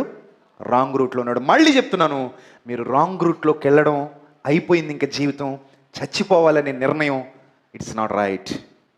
అది తప్పు. రాంగ్ రూట్లోకి వెళ్ళిన వాడు కరెక్ట్ రూట్ గురించి తెలుసుకొని కరెక్ట్ రూట్లోకి రాకపోవడం తప్పు. Notice point. ఎక్కడికి రాకపోవడం తప్పు? కరెక్ట్ రూట్లోకి రాకపోవడం తప్పు. మన చుట్టూ ఉన్న సమాజం గురించి మనకు బాగా అర్థమైంది. మన చుట్టూ ఉన్న సమాజం గురించి మనం బాగా తెలుసుకుంటున్నాం. మన చుట్టూ ఉన్న సమాజాన్ని మనం చూస్తున్నాం. ఎవరి జీవితాలు ఎలా ఉన్నాయో క్యాలిక్యులేట్ చేయగలిగే క్యాపబిలిటీ మనకుంది ఆల్రెడీ. ప్రతి ఒక్క జీవితాన్ని మనం క్యాలిక్యులేట్ చేస్తున్నాం. ఎవడు ఎలా పోతున్నాడు, ఏ యవనస్తుడు ఎలా జీవిస్తున్నాడు, ఏ యవనస్తురాలు ఎలా ఆలోచిస్తుంది, వాళ్ళు తాము తీసుకున్న నిర్ణయాల వల్ల వాళ్ళకి లభించినటువంటి ఫలితం ఏంటి, వాళ్ళు పొందుకుందాం అనుకుంటున్న ఆనందాలు వాళ్ళకి ఏ ఆనందాన్ని మిగులుస్తున్నాయి, వాళ్ళకి ఏ సంతోషాన్ని మిగులుస్తున్నాయి, చివరికి వాళ్ళు ఎలాంటి భయంకరమైన పరిస్థితుల్లో వాళ్ళ కథ ముగిసిపోతుంది. ఇవన్నీ కూడా మనం సమాజంలో ఆటోమేటిక్గా చూస్తున్నాం. ఎందరి జీవితాలు చిత్రమైపోతున్నాయో, ఎందరి జీవితాలు నాశనం అయిపోతున్నాయి. కొన్ని కనబడుతున్నాయి, కొన్ని కనబడట్లేదు. మీకు విషయం చెప్పమంటారా, మీకు కనబడేవి చాలా తక్కువ, కనబడనివి ఇన్నున్నాయి. మీకు కనబడేవి చాలా తక్కువ, అయ్యో అని మీరు అనుకునేవి చాలా తక్కువ. అయ్యో అనుకోవడానికి ఎన్నో కథలు ఉన్నాయండి. గుట్టలు గుట్టలు గుట్టలుగా ఇంకా సమాజానికి ఓపెన్ అవ్వలేదు. లోపల చీకట్లు మగ్గిపోతున్నారు. ఎవరికి చెప్పుకోలేక ఏడుస్తూ కుమిలి కుమిలి పైకి నవ్వు పులుంకుని బ్రతుకుతున్న జీవితాలు ఎన్నో ఉన్నాయి తెలుసా మీకు సమాజంలో. పైకి నవ్వు ఒక పెయింట్ లాగా వేసుకుని లోపల మాత్రం ఎంతో భయంకరమైన ఏడుపు అనుభవిస్తున్న జీవితాలు ఉన్నాయి సమాజంలో. మీ జీవితం అలా కాకూడదు ప్రియులరా, మీ జీవితం అలా కాకూడదు పిల్లలరా, మీ జీవితం అలా కాకూడదు. So please concentrate. మీ జీవితం అలా కాకూడదంటే కాన్సన్ట్రేట్ చేయండి. Be careful, be careful. చాలా జాగ్రత్తగా మీరు వినాలి. ఇప్పుడు అంటున్నాడు 22వ వచనంలో, చూద్దాం. నీవు యవనేచ్ఛల నుండి పారిపో, పారిపో. You have to run. ఏమంటున్నాడు? పరిగెత్తు, పారిపో, పారిపో. ఎప్పుడు చెప్తాం ఈ మాట? ఎప్పుడు చెప్తామండి? అరే సింహం వస్తుంది పారిపో అంటాం, పులి వస్తుంది పారిపో, పిచ్చి కుక్క తిరుగుతుంది నిన్ను వెంబడిస్తుంది పారిపో, ఆంబోతి నిన్ను పొడవడానికి వస్తుంది పారిపో. దేవుడు అంటున్నాడు యవ్వనేచ్ఛ వీటన్నిటికంటే భయంకరమైంది, పారిపో అని చెప్తున్నాడు. పారిపో, ఉండకక్కడ. పరిగెత్తు పరిగెత్తు పరిగెత్తు. ఎంత దూరం పరిగెత్తగలవు అంత దూరం పరిగెత్తు. నీళ్ళు ఓపిక ఎంత ఉందో అంత ఓపికతో పరిగెత్తు. సత్తువ కాళ్ళలో నుండి పైకి తెచ్చుకుని పరిగెత్తు. అక్కడ మాత్రం ఉండొద్దు అంటున్నాడు. ఉన్నావా మింగేస్తుంది, పాము తరుముతుంది, పారిపో. మింగాలని ప్రయత్నిస్తుంది, పారిపో. ఆ డిజైర్ నుండి పరిగెత్తు, ఆ డిజైర్ నుండి పరిగెత్తు. అదొక భయంకరమైనటువంటి పాము కంటే ప్రమాదకరమైనది. యవ్వన హెచ్చల నుండి పారిపో అన్నాడు. పరిగెత్తు. ఇలా పరిగెత్తలేక బలహీనమైన కాళ్ళు కలిగిన వాళ్ళే దానికి లొంగిపోయి ఈరోజు ఏడుస్తున్నారు. చిన్నపిల్లలారా, చెల్లెమ్మలారా, తమ్ముళ్ళారా, అన్నయ్యలారా, అందరికీ చెప్తున్నాను, నా బంగారు తల్లులారా, బంగారు తమ్ముళ్ళారా, పరుగెత్తకపోతే నష్టపోయేది మీరే. గుర్తుపెట్టుకోండి, పరుగెత్తకపోతే నష్టపోయేది మీరే. ఎంత నష్టపోతారో తెలుసా? ఆ రోజు నా మాటలు మీకు గుర్తొస్తాయి. అరే, మా అన్నయ్య చెప్పాడు, మాకు వినలేకపోయాం. పరుగెత్తాల్సిన టైంలో పరుగెత్తలేదు. ఇప్పుడు పరుగెత్తాలన్నా కూడా కాళ్లకు సంకెళ్ళు పడిపోయాయి. పరుగెత్తలేకపోతున్నాను. సంకెళ్ళు పడ్డాక కూడా పరిగెత్తచ్చు. ఎలాగో తెలుసా? సంకెళ్ళు పగలగొట్టుకుని. ఎంత కష్టపడాలో తెలుసా? అప్పుడు ఈజీగా పరిగెత్తలేవు. పడ్డ సంకెళ్ళు పగలగొట్టి పరిగెత్తాలి. అది ఈజీయా? సంఖ్యల పడకముందే పరిగెత్తడం ఈజీయా? ఏది ఈజీ? పడ్డ సంఖ్యల పగలగొట్టుకుని పరిగెత్తడం కష్టం, చాలా కష్టం. అక్కడ ఇంకా ధైర్యం కావాలి, ఇంకా ఓర్పు కావాలి, ఇంకా శక్తి కావాలి. కానీ సంఖ్యల పడకముందే పరిగెత్తడం ఇట్స్ వెరీ ఈజీ. సో మీరు ఇంకా ఈజియెస్ట్ దశలో ఉన్నారేమో. మీకు చెప్తున్నాను, తొందరగా పరిగెత్తడం ప్రారంభించండి. దేని నుంచో తెలుసా? యవ్వన ఇచ్ఛ. చాలా ప్రమాదకరమైన ఇచ్ఛ. అది చెప్తున్నాడు ఇక్కడ. నీవు పరిగెత్తు, యవ్వన ఇచ్ఛల నుండి దూరముగా పారిపొమ్ము అంటాడు. పుట్టినోట్లో విడిచి పారిపొమ్ము. ఒకళ్ళు పట్టుకుంటే గనక విడిచి పారిపో. ఇప్పుడే పట్టుకున్నామేమో, ఈ మధ్య కాలంలోనే పట్టుకుంటున్నామేమో, ఇప్పుడిప్పుడే వస్తున్నాయేమో మెసేజ్లు, ఇప్పుడిప్పుడే నడిపిస్తున్నారేమో నిన్న మార్గంలో, ఇప్పుడిప్పుడే నిన్ను జాగ్రత్తగా మోటివేట్ చేస్తున్నారేమో. మోటివేషన్. మన ఒక అమ్మాయి బిల్డింగ్ మీద నుండి దూకి చచ్చిపోయింది. ఎందుకు తెలుసా? ఆ అమ్మాయి అర్ధనగ్నంగా ఉన్న ఫోటోలు ఇంటర్నెట్లోకి వచ్చాయి. ఎందుకు వచ్చాయి అర్ధనగ్నంగా ఉన్న ఫోటోలు? ఎవరు తీశారంటే ఎవరో తీయలేదు. ఆ అమ్మాయి తీసుకుని ఎవడో పంపించమంటే పంపించింది. ఎందుకు పంపించాలి? ఎందుకు పంపించాలి నువ్వు అసలు? తెలీదండి. ఆ టైంలో నాకు ఏం అర్థం కాలేదండి. వాడు love you love you love you love you అంటుంటే లవ్ యూ అంటే ఏంటో అదే లవ్ అనుకున్నానండి. సో అప్పుడు వాడు అడిగాడు, ఇంక మనం ఎలాగో ఫ్యూచర్లో నీ మొహం సంతకల్లా 16 ఏళ్లకు నువ్వు పెళ్లి చేసేసుకుంటావా ఫ్యూచర్? ఇంకెలాగో మనం పెళ్లి చేసేసుకోబోతున్నాం. 16 ఏళ్ళకా పెళ్ళి? ఏమిటి పోషిస్తావు? ఇది నీ సంపాదన ఎంత? అడుగు బయట పెట్టాలంటే అమ్మ నాన్న అడుక్కుని బయట పెట్టాలి. ఆటోకు కూడా నీ దగ్గర డబ్బులు ఉండవు. ఆటోకు కూడా. ఏం సంపాదించేసావు? ఎలాగో మనం పెళ్లి చేసేసుకుంటాం కాబట్టి మనం ఇంకెంత భార్యాభర్తలం కదా, సిగ్గు లేదు మీకు మాట్లాడుకోవడానికి, ఇలాంటి మాటలు నమ్మడానికి. పంపించే పర్లేదు ఫోటోలు. పంపించేశారు. వాడు అక్కడ పెట్టుకున్నాడు. ఫ్రెండ్స్ అందరికీ చూపించడం మొదలు పెడతాడు. నీకు తెలియదు కదా. కొన్నాళ్ళకి అవి ఇంటర్నెట్లోకి వస్తాయి. దాదాపు మీ నాన్న దాకా వస్తాయి. మీ నాన్న చూస్తాడు. ఇంటికి రాకుండా ఎక్కడో దొక్కని దూకి చచ్చిపోతాడు. శవం వస్తుంది ఇంటికి. ఆ తర్వాత మీ అమ్మ దాకా వస్తాయి. అటుపక్క నాన్న పోయిన బాధ కంటే నువ్వు కొట్టిన దెబ్బ ఎక్కువ కనబడుతుంది. ఏ ఫ్యాన్కో ఊరేసుకుని ఆమె చచ్చిపోద్ది. ఒంటరిగా లవర్తో హాయిగా ఆ ఇంట్లో హాల్లో పడుకుని బాగా ఎంజాయ్ చేయి. అమ్మ ఫోటో ఓ పక్కన, నాన్న ఫోటో ఓ పక్కన దండలేసి పెట్టుకుని లవర్తో బాగా ఎంజాయ్ చేస్తావా? చేయగలవా? ఎందుకంటే జీవితాన్ని ఎలా చేసేసుకున్నాం అనిపిస్తుంది. అప్పుడు అయ్యో అనిపిస్తుంది. అయ్యో తప్పు చేసేసాను అనిపిస్తుంది. ఇలా పాడైపోయిన జీవితాలు ఎన్నున్నాయి తెలుసా సమాజంలో? ఇలా పాడైపోయిన బ్రతుకులు ఎన్నున్నాయి తెలుసా సమాజంలో? అలా అని మోసపోయే అబ్బాయిలు లేరనుకుంటున్నారా? బోలెడంత మంది. ఆల్రెడీ ఇక్కడ కాటు వేసిన ఎవరో ఒకరితో ఉంటుంది. కాటు వేయబడింది. ఒక 4-5 అకౌంట్లు ఓపెన్ చేస్తుంది. హాయ్ బుజ్జి ఒకటే మెసేజ్ 10 మందికి వెళ్ళిపోద్ది. నిజం. 10 మందిని సెలెక్ట్ చేసి 1 2 3 4 5 6 7 8 9 10 ఆడి పని అయింది. ఇంకా ఒకటే మెసేజ్, హాయ్ బంగారం ఎలా ఉన్నావు? 10 మందికి ఒకటే మెసేజ్. ఆడు అనుకుంటాడు నాకు ఒక్కడికి వచ్చింది అనుకుంటాడు దరిద్రుడు. వెళ్ళిపోయింది 10 మందికి. ఎవరి దగ్గర నుంచి వచ్చేది వాళ్ళ దగ్గర నుంచి వస్తుంది. చూడట్లేదా మనం? ఎన్ని చూడట్లేదు అలాంటివి? ఎన్ని చూడట్లేదు?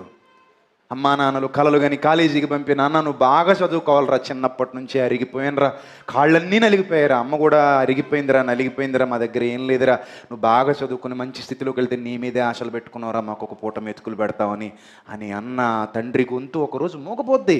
వీడు ఎలా వస్తాడు తెలుసా ఇంటికి? ఏమీ లేనివాడిగా. ఒకప్పుడు బాగా చదివిన వాడికి మార్కులు తగ్గిపోతున్నాయి.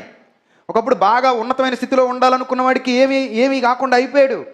అనవసర స్నేహాలు పెరిగిపోయి, అనవసర ఖర్చులు పెరిగిపోయి, ఇప్పుడు ఇంట్లో నుంచి డబ్బు రప్పించుకోవడానికి అబద్ధాలు చెప్పేటువంటి పరిస్థితి వచ్చింది. అబద్ధాలు చెప్పేటువంటి పరిస్థితి. నాన్న పుస్తకాలు కొనుక్కోవాలి, నాన్న ఫీజు కట్టాలి, నాన్న మాటికి ఫీజులు ఏంటి నాన్న, కట్టాలి నాన్న, స్పెషల్ క్లాసులు ట్యూషన్లు పెట్టించుకున్నాను నాన్న, కట్టాలి నాన్న. మీకు విషయం చెప్పమంటారా? ఎంతోమంది నాన్నలు తమ ఆరోగ్యాన్ని కూడా తాకట్టు పెట్టి డబ్బులు పంపిస్తున్నారు తెలుసా యవనస్తులకి. ఎంతోమంది నాన్నలు ఆపరేషన్లు మానుకొని డబ్బులు పంపిస్తున్నారు తెలుసా యవనస్తులకి. ఎంతోమంది నాన్నలు కనీసం చెప్పులు కూడా కొనుక్కోకుండా అవే పాత చెప్పులకి ప్యాచీలు వేసుకుని నడుస్తూ డబ్బులు పంపిస్తున్న తండ్రులు ఉన్నారు తెలుసా యవనస్తులకి. నువ్వు అక్కడ చిరిగిపోయిన ప్యాంట్లు వేసుకుని ఎంజాయ్ చేస్తున్నావు దరిద్రుడా, ఇక్కడ మీ నాన్న పాత చెప్పులకి ప్యాచీలు వేసుకుని పంపిస్తున్నాడు డబ్బులు. ఎంతమంది యవనస్తున్నారు తెలుసు ఇలాంటి వాళ్ళు సిటీస్లో? ఎంతమంది ఉన్నారు తెలుసు అలాంటి వాళ్ళు? ఒకరోజు అనారోగ్యంతో నాన్న చచ్చిపోతాడు, నాన్న మీద బెంగ పెట్టుకుని అమ్మ చచ్చిపోద్ది. కోల్పోయినవన్నీ కోల్పోయి చివరికి ఏమీ సాధించలేక వచ్చి ఆ గడప మీద కూర్చుని అమ్మ ఆక్రందనలు, నాన్న ఆవేదన నీకు ఎక్కడి నుంచో వినబడుతుంటే ఒంటరి జీవితంలో ఏం కోల్పోయావో అర్థమై తట్టుకోలేక గుండె పగిలి కన్నీటిలో పొర్లాడే రోజులు వస్తాయి. ఏం సాధించావు నువ్వు జీవితంలో? ఏం సాధించావు జీవితంలో? చాలా కోల్పోయేలా చేసింది ఒక యవ్వనేచ్ఛ. చూసారా? అందుకే చెప్తున్నాడు, పారిపో నాయన, అక్కడ వండుకో, పరిగెత్తు, నీకు ఓపిక ఉన్నంత దూరం పరిగెత్తు, నీలో శక్తి ఉన్నంత దూరం పరిగెత్తు, విడిచి పరిగెత్తు, పరిగెత్తు పరిగెత్తు పరిగెత్తు, ఉండొద్దు అసలు అక్కడ. చాలా దూరం పరిగెత్తు నాన్న. వెనక్కి తిరిగి చూస్తే ఆనందమైన మిగులుతుంది. అక్కడే ఉంటే ఆనందం మాయలో విషాదం అలముకుంటుంది. తర్వాత చూద్దామంటే జీవితం ఉండదురా నాన్న నీకు అంటున్నాడు. చూద్దామంటే జీవితం ఉండదు, నువ్వు అనుకున్నట్టు ఉండదు ఫ్యూచర్, నువ్వు అనుకున్నట్టు ఉండదు. నాకు తెలిసిన ఒక అమ్మాయి ఉంది, మాయ మాటలు నమ్మింది. అమ్మ నగలు, నాన్న డబ్బులు రాత్రికి రాత్రి ఎత్తేసి వాడితో పాటు వెళ్ళిపోయింది. అవన్నీ తీసుకున్నాడు, అమ్మాయిని బాగా పాడు చేశాడు. చివరికి తీసుకెళ్ళి ఒక వేశ్య కొంప కమ్మేశాడు. ప్రేమికుడు, ప్రేమికుడు. ఇప్పుడు ఏం చేయాలో పరిస్థితి, ఏం చేయాలి ఇప్పుడు? ఏం చేయగలదు ఇప్పుడు? ఏమీ చేయలేదు. కన్నీటితో కాలం గడపాలి. అటు తిరిగి రాలేక, ఇటెక్కడికి పోలేక, దాటలేక, సర్దుకోలేక, సంపాదించలేక, చావలేక, బతకలేక మధ్యస్థంగా మిగిలిపోయిన జీవితం ప్రియులారా. ఎందుకు అయిపోయిందండి ఇలాగా? ఎందుకు అయిపోయింది ఇలాగా? ఒక తప్పు నిర్ణయం, ఒక తప్పు కోరిక.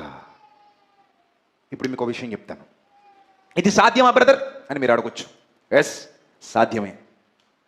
ఇది సాధ్యమా? ఎస్, సాధ్యమే. ఎలా సాధ్యమా కింద చెప్తున్నాడు, ఒకసారి చూడండి. పవిత్ర హృదయులై ఎవరైతే తమ తమ తమ తమ ఆలోచనల్ని కంట్రోల్ చేసుకుంటున్నారో, ఎవరైతే ఆ ఏజ్లో చక్కటి పునాది వేసుకున్నారో, ఎవరైతే అలాంటి సర్కిల్ ఉందో, నువ్వు ఆ సర్కిల్ని మొదట కనిపెట్టాలి. దుష్ట సాంగత్యం కాకుండా మంచిగా నడిచేటువంటి సర్కిల్. పాపులతో చేరక, అపవిత్రుల మార్గాలలో నడవక, దుష్టుల సాంగత్యాన్ని ఆశించక ప్రత్యేకించుకున్న ఒక సర్కిల్ ఉంది. ఆ సర్కిలే పరిశుద్ధుల సహవాసం ప్రియులారా. అదే చెబుతున్నాడు అక్కడ. ఏమన్నా తెలుసా? పవిత్ర హృదయులై ప్రభువుకు ఎవరైతే ప్రార్థన చేస్తున్నారో, ఆ బ్యాచ్ ఒకటి ఉంది, ఆ బ్యాచ్ ఒకటి ఉంది. పవిత్ర హృదయులై ఎవరైతే ప్రభువుకు ప్రార్థన చేస్తున్నారో వారితో కూడా నీతిని, విశ్వాసమును, ప్రేమను వెంటాడు, సమాధానాన్ని వెంటాడు. దీని వెనక పరిగెత్తు, దాని వెనక పరిగెత్తకు అని చెప్తున్నాడు. దీని వెనక పరిగెత్తు, ప్రేమను, నీతిని, విశ్వాసమును, సమాధానాన్ని వెంటాడు నాయనా. దీని వెనక పరిగెత్తు, దీని వెనక పరిగెత్తే నీ జీవితం బాగుంటుంది, నీ జీవితం బాగుంటుంది. మీ అందరికీ తెలుసు యోసేపు. నేను చెప్తా వినండి, నీకు అర్థమయ్యే కోణంలో చెప్తా. ఎన్నాళ్ళు నువ్వు విన్న కోణంలో చెప్పను, నీకు అర్థమయ్యే కోణంలో చెప్తా. యోసేపు పోతీఫర్ అనే ఆయన ఇంట్లో ఉన్నాడు. ఒక అందమైన భార్య ఉంది పోతీఫర్కి, మంచిగా నీట్గా రెడీ అయి వస్తుంది. అతన్ని ఏదో విధంగా దారి తప్పించాలని సైగలు చేస్తుంది, నవ్వుతుంది, ప్రేమ ఉలికే మాటలు మాట్లాడుతుంది, ఎన్నో ఎన్నో రసాలు ఉలికిస్తుంది, నవరసాలు. ఆ సిచ్యువేషన్లో యోసేపు అనే ఒక పర్సన్కి, యవ్వనస్తుడికి లోపల కొన్ని ఫీలింగ్స్ ఉన్నాయి, అతనికి కూడా కొన్ని డిజైర్స్ ఉన్నాయి, అతనికి కూడా కొన్ని కోరికలు ఉన్నాయి. లేవని చెప్పట్లా, ఉన్నాయి. అయితే ఇక్కడ మనకు తెలిసిన విషయం వేరు, మనకి తెలియని విషయాన్ని ఒకసారి ఊహిద్దాం. అదేంటంటే, కాసేపు యోసేపు పోతీఫరు భార్యకి కమిట్ అయిపోయాడు అనుకుందాం. ఆమె ఏదైతే ఇతనికి ఎర్రగా వేసిందో, ఏ విషయంలో అయితే ఇతన్ని ఆకర్షించే ప్రయత్నం చేసిందో, ఎక్కడైతే ఇతనికి ఆ కోరికను పుట్టించిందో, ఆ కోరికకు యోసేపు కాసేపు ఏమైపోయాడు అనుకుందాం, కనెక్ట్ అయిపోయాడు అనుకుందాం. ఇప్పుడు చెప్పండి, యోసేపు జీవితం ఎలా ఉందో మీరు చెప్పండి. నెక్స్ట్ ఏంటి? యోసేపు తన కామవాంఛలు ఎవరితో తీర్చుకుంటాడు? పోతీఫర్తో తీర్చుకుంటాడు, పోతీఫర్ భార్యతో తీర్చుకుంటాడు. ఇప్పుడు పోతీఫర్ భార్య కూడా తన కామవాంఛలు యోసేపుతో తీర్చుకుంటుంది. కొన్నాళ్ళు ఈ రహస్య కార్యకలాపం నడుస్తుంది. ఏదో ఒక రోజు పోతీఫర్కి విషయం తెలిసిపోద్ది. అప్పుడైనా ఎక్కడ పెట్టిస్తాడు? అదే జైల్లో పెట్టిస్తాడు. ఇప్పుడు 2 ఏళ్ల తర్వాత అదే యోసేపు అదే జైల్లోంచి బయటకు వచ్చి ప్రధానమంత్రిగా సింహాసనాన్ని అధిష్టిస్తాడా? చెప్పండి. ఇప్పుడు అదే జైల్లోకి ఆ పానదాయకుల అధిపతి, భక్ష్యకారుల అధిపతి వస్తారు. వాళ్ళ కళ్ళు వస్తాయి అనుకుందాం కాసేపు. వాటిని చెప్పగలిగేంతటి శక్తి ఇప్పుడు మనం ఊహించుకుంటున్న యోసేపుకు జైల్లో ఉంటుందా? ఉండదు. మరి ఇప్పుడు ఎన్నేళ్ళు ఆ జైల్లో మగ్గాలి? చచ్చిపోయేంత వరకు మగ్గాలి. కరువు వచ్చింది అనుకుందాం. నిజంగానే యాకోబు అతని అన్నలు ఐగుప్తుకు వచ్చారు అనుకుందాం. అక్కడ తమ్ముడు పంచిపెట్టే స్థితిలో ఉంటాడా? సంకెళ్లతో బాధ అనుభవిస్తున్న స్థితిలో ఉంటాడు. సాష్టాంగ నమస్కారాలు ఉన్నాయా? చీత్కారాలు ఉన్నాయా? చీత్కారాలే ఉన్నాయి. ఆనందం ఉందా? అవమానం ఉందా? అవమానమే ఉంది. సంతోషం లేదు, బాధ మిగిలింది. చివరికి అదే జైల్లో చావొస్తుంది, లేదా మరణదండన విధించబడుతుంది. చూసారా యోసేపు జీవితం ఎంత దరిద్రంగా ఉందో ఇలా ఆలోచిస్తుంటే? వద్దండి, బాగాలేదండి, అస్సలు బాగాలేదు కదా. అక్కడ ఒక్క ఇచ్చకు లోబడితే జీవితం మొత్తం ఎలా మారిపోయింది? కంపు అయిపోయింది. ఒక్క చిన్న ఇచ్చకు లోబడితే కంపు అయిపోయింది జీవితం. అక్కడితో దేవుని సహాయం ఆగిపోయింది. అక్కడితో ఎవరి సహాయం ఆగిపోయింది? దేవుని సహాయం ఆగిపోయింది. జీవితం మొత్తం కొలాప్స్ అయిపోయింది. ఇప్పుడు యోసేపు జీవితాన్ని చూడండి. ఫలించెడి కొమ్మ. ఎందుకు తెలుసా? చొక్కా పట్టుకు లాగుతుంటే ఇచ్చ చొక్కా పట్టుకు లాగేస్తుంది. రా రా రా అంటుంటే అన్నాడు, బాబోయ్ నాకొద్దు తల్లోయ్, నీకు నమస్కారం, నేను చావనైనా చస్తానేమో కానీ ఈ దరిద్రపు రొంపిలో మాత్రం నేను దిగను, నాకు వద్దిది. అరే నీ కోరికలు ఉన్నాయి కదా, నువ్వు మగాడివి కాదా? ఉంటాయి. నువ్వు ఎంత రెచ్చగొట్టినా నేను ఇలాంటి దౌర్భాగ్యపు నిర్ణయాలు తీసుకోను. నాకు వద్దిది.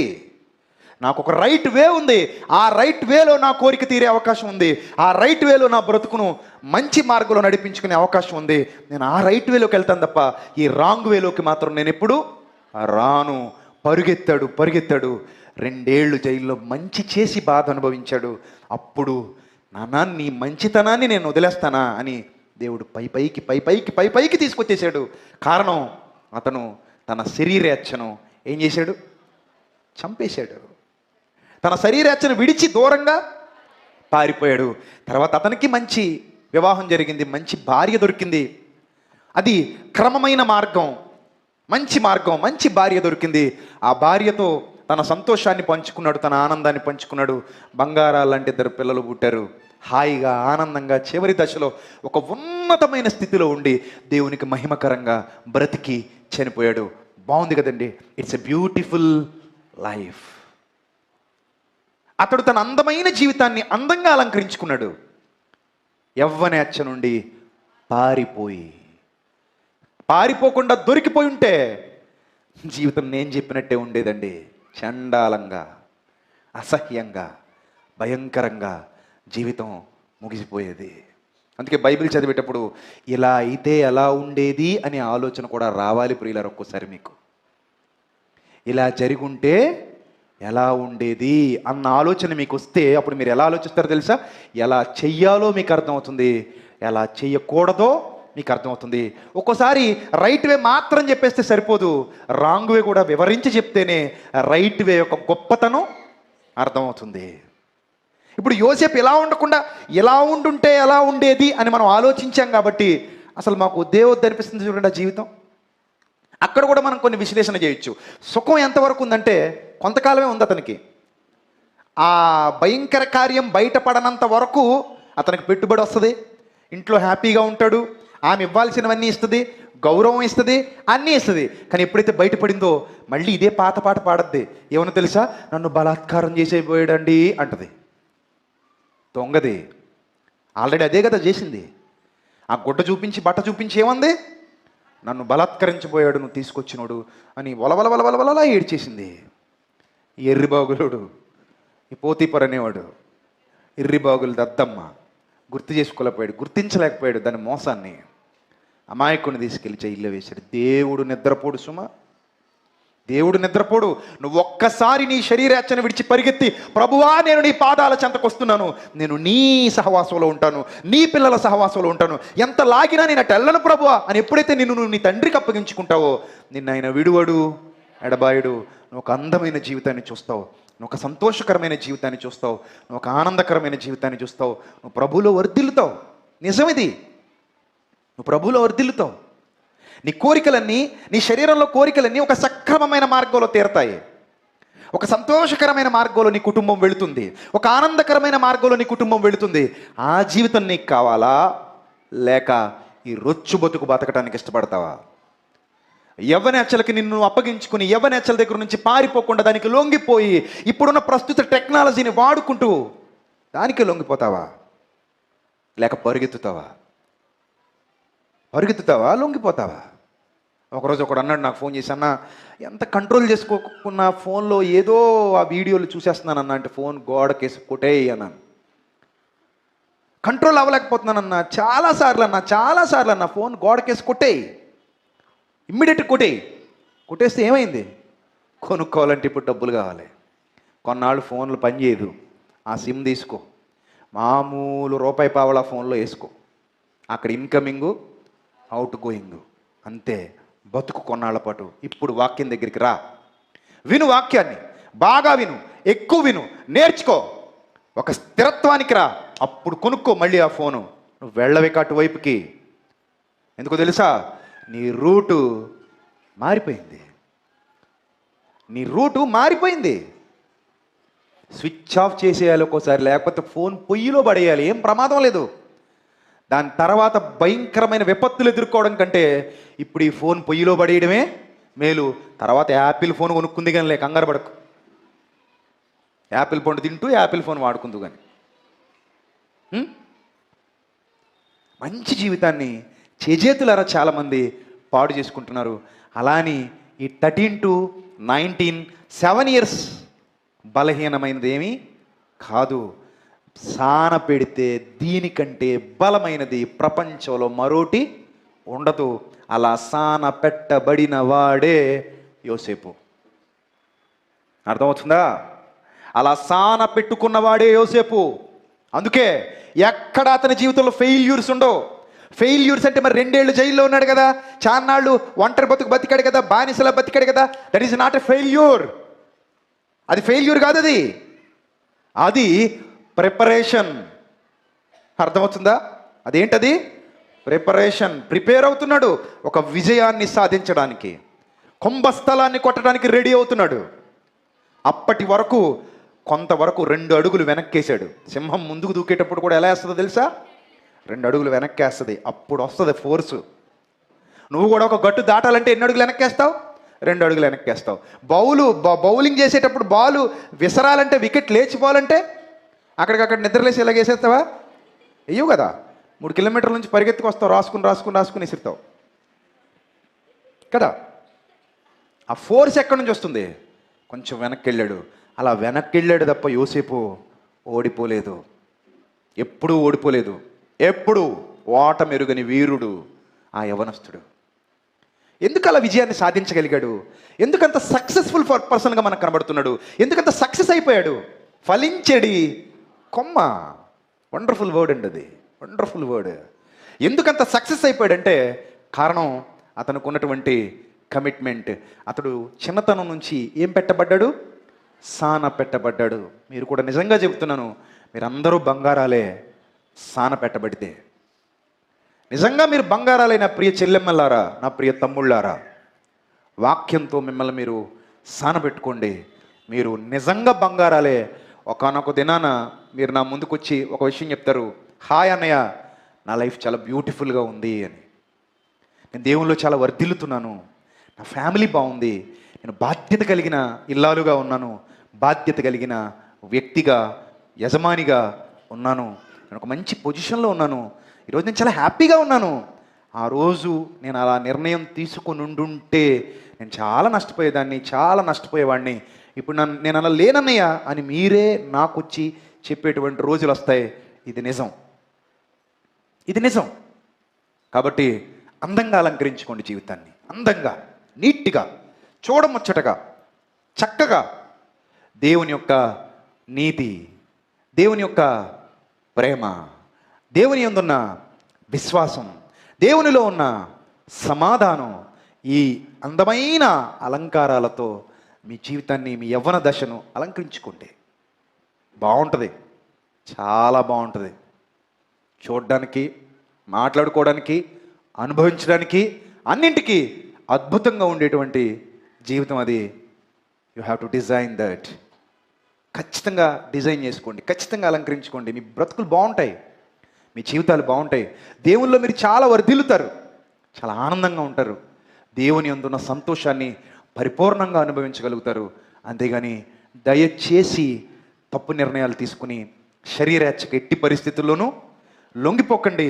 ఎందుకంటే బానిసగా మారితే బాగుపడటం చాలా కష్టమైపోద్ది. అందుకే కీర్తన 119:9 ఒక మాట చెప్తారు చూడండి.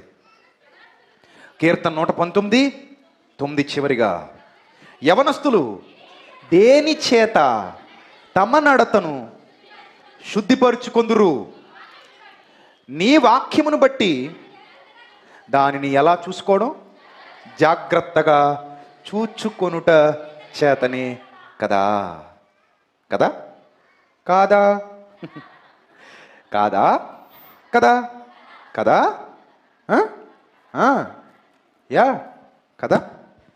ఎస్, నీ వాక్యమును బట్టి దానిని జాగ్రత్తగా చూచుకునుట చేతనే కదా అన్నాడు.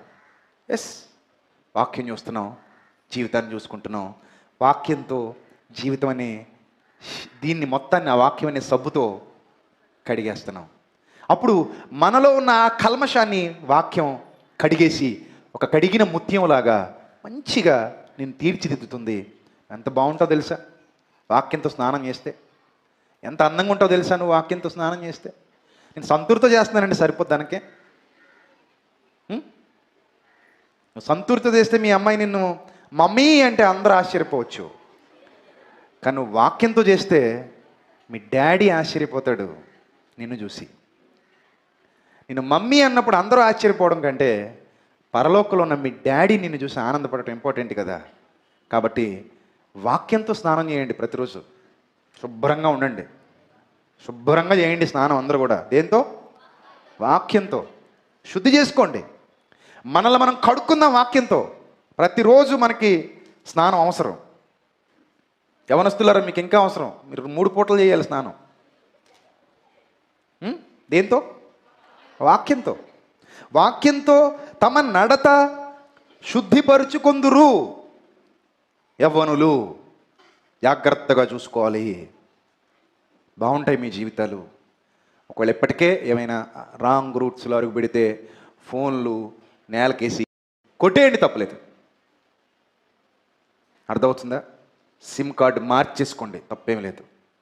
ఇప్పటికే ఏమైనా వేస్ట్ విషయాల్లో అడుగు పెడితే వాటి నుంచి పరిగెత్తండి, తప్పులేదు. ఆ కాలేజీ మానేయి, తప్పులేదు. ఇంకో కాలేజీకి వెళ్ళిపో. లేదు ఇప్పటికే ఏమైనా మత్తు పదార్థాలకు అలవాటు పడ్డావా, ఇమ్మీడియట్గా ఆ నష్టం ఎంత ఉంటుందో ఫ్యూచర్ ఊహించుకో. ఆటోమేటిక్గా వెనక్కు వచ్చేయి, పరిగెత్తు పరిగెత్తు, కోరికకు దూరంగా పరిగెత్తు, తప్పులేదు. లేదు నేను అలాగే ఉండిపోతానంటే చాలా నష్టపోతావు. చాలా. నీకు మంచి భవిష్యత్తు ఉంది దేవుడిచ్చేది. ఈ జీవితం నీకు దేవుడిచ్చింది, దాన్ని పాడు చేసుకోకు, అందంగా అలంకరించుకో. యవనస్తులు దేవుని చేత తమ నడతను శుద్ధిపరచుకొందురు. దాన్ని జాగ్రత్తగా చూచుకున్నట్టు చేతనే కదా. నిజంగా మీరు ఎంత బలవంతులో తెలుసా, ఎంత బలవంతులో తెలుసా? మీరు ఒక్క ముక్కలో చెప్పిన మాటలు ముగిస్తాను. మీరు ఎంత బలవంతులో ఈరోజు మీకు గుర్తు చేస్తాను. యోహాను గారు రాసిన మొదటి పత్రిక, యోహాను గారు రాసిన మొదటి పత్రిక. అందరూ మీ చేతిలో ఉన్నటువంటి జీవగ్రంథాన్ని తెరిచి చూడాలి. యోహాను గారు రాసిన మొదటి పత్రిక 2వ అధ్యాయం. యోహాను గారు రాసిన మొదటి పత్రిక 2వ అధ్యాయం 13వ వచనం, 2వ లైన్. 13వ వచనం 2వ లైన్. యవ్వనస్తులారా మీరు దుష్టుని జయించి ఉన్నారు. దుష్టుడంటే ఎవరు? వాడిని జయించే శక్తి ఎవరికి ఉందంటున్నాడు? యవ్వనస్తులారా మీకుందే, మీకుందే, లేదని చెప్పకండి, ఉంది. తీయండి బయటికి, తీయండి బయటికి, ఉంది మీ దగ్గర శక్తి. యవ్వనస్తులారా మీరు దుష్టుని జయించి ఉన్నారు కనుక మీకు వ్రాయిచున్నాను. తర్వాత 4వ లైన్. యవ్వనస్తులారా మీరు బలవంతులు, దేవుని వాక్యము మీ యందు నిలుచుచున్నది గనుక మీరు బలవంతులు, మీరు దుష్టుని జయించి ఉన్నారు కనుక మీకు వ్రాయిచున్నాను. ఒక్క యవ్వనస్తుల్లో దేవుని వాక్యం నిలబడిపోతే వాడు ఎలా ఉంటాడో తెలుసా? వాడు ఎలా ఉంటాడో తెలుసా? మండుతున్న దివ్వెలా ఉంటాడు, మండుతూ ప్రకాశిస్తున్న జ్యోతిలా ఉంటాడు. బాప్తిస్మం ఇచ్చే యోహానులా అతడు మండుతూ ప్రకాశించుచున్న దీపమై ఉండెను అన్నాడు. ఒక్క యవనస్తురాల్లో వాక్యం నాటుకుపోతే ఎలా ఉంటుందో తెలుసా? అనేకుల్ని వెలిగించే జ్యోతిలా మారిపోద్ది. అకులలాగా, అకుల భార్య ప్రిస్కిల్లలాగా మండుతూ ప్రకాశిస్తున్న దీపాలైపోతారు మీరు యవనస్తులారా. దేవుని వాక్యం మీ హృదయంలో ఉంటే మీకు తిరుగులేదు. మిమ్మల్ని ఎవ్వడు ఆపలేడు, మిమ్మల్ని ఎవ్వడు జయించలేడు, మిమ్మల్ని ఎవ్వడు అడ్డుకోలేడు. మీరు ఒక శక్తివంతమైన సాధనాలుగా మారతారు. వాక్యం మీ హృదయంలో పెట్టేసుకోండి, నింపుకోండి వాక్యంతో.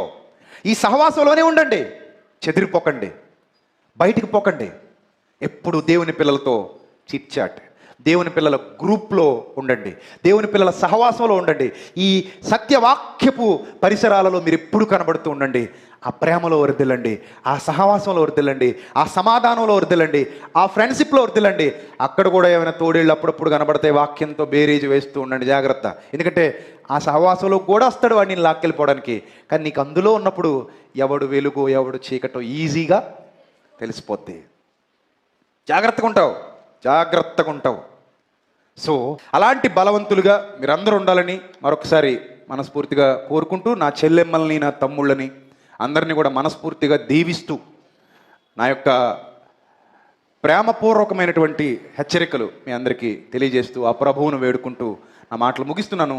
తలలు వంచండి, ప్రార్థన చేసుకుందాం.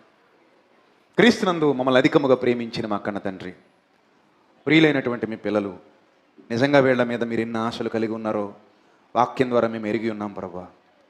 ఇలాంటి అమూల్యమైన జీవితాలు కలిగినటువంటి మీ పిల్లలందరినీ మీ కృపలో బలపరచండి, భద్రపరచండి.